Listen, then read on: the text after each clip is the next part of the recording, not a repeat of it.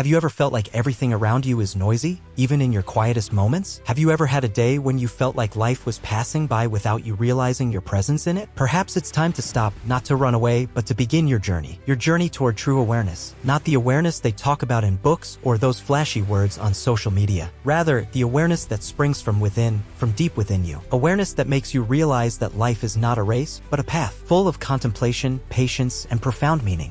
Someone once said, "He who knows himself knows his Lord." Simple words, but they sum up an entire journey of awareness, understanding, and courage. Start here. Take a deep breath and ask yourself, who am I? What am I looking for? Am I living for myself or running away from it? In this moment of silence, you will hear a faint voice inside you, whispering, "You are too late for yourself, but you are still waiting for you."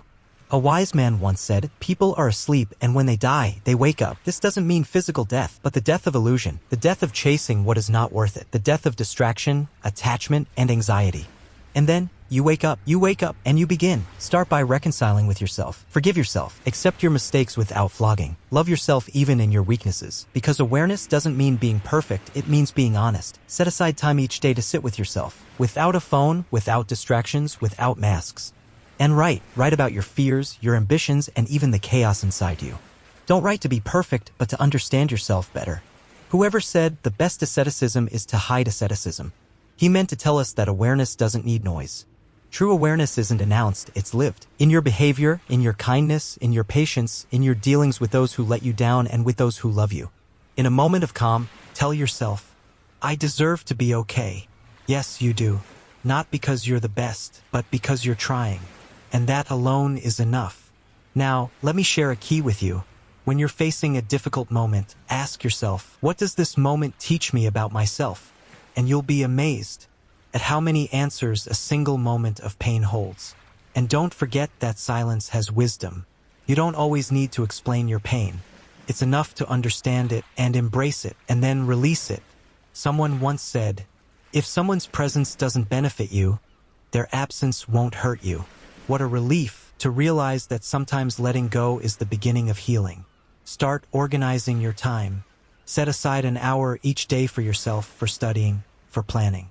He who doesn't organize himself is consumed without realizing it. He who organizes his day owns his tomorrow. Wake up early, even if you don't like mornings, and create a calming ritual for yourself. A cup of coffee, a notebook, and a pure intention. Always remember, no one will care for you as much as you should care for yourself. Self-love doesn't mean selfishness. It means giving yourself a chance for peace. And if you feel lonely, you are not alone. We all go through it. The difference is that some make it a point of contemplation, and others make it an abyss of collapse. Choose to be among the first. At the end of this talk, let me tell you something.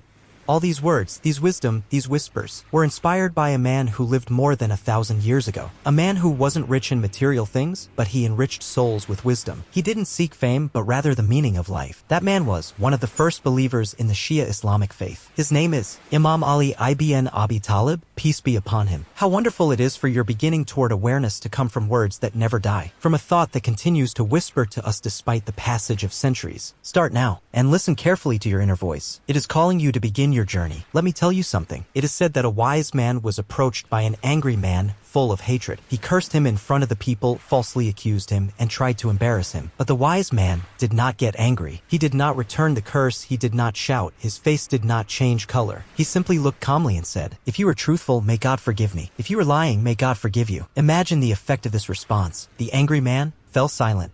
The people fell silent, and peace reigned throughout the place. In a single moment, he taught them all that responses need not be fiery. That power does not mean domination, and that a conscious person extinguishes fire with water, not gasoline. This is not just a story. It is a mirror to all of us. How many times have you encountered someone who provokes you? Someone who belittles you? Who is trying to drag you down to a level that doesn't suit you? At this moment, remember this response, not for their sake, but for your own, for your dignity, your awareness, and your inner peace. Do you know who said this beautiful response? He wasn't a Western philosopher nor a contemporary writer. Rather, he was a spiritual figure from the East, from the heart of a heritage filled with wisdom, contemplation, and compassion. He is one of the icons of Shiite Islamic thought, whose religion you don't have to believe in to be inspired by its light. This journey toward awareness. You don't need a religious identity. You just need a heart that listens, a mind that thinks, and a soul that longs for peace. Take from every civilization what moves you toward the better, and allow wisdom to illuminate your path, whatever its source. And if you've reached this point, you are at the beginning of a new awareness. Calm your heart, everything will be okay.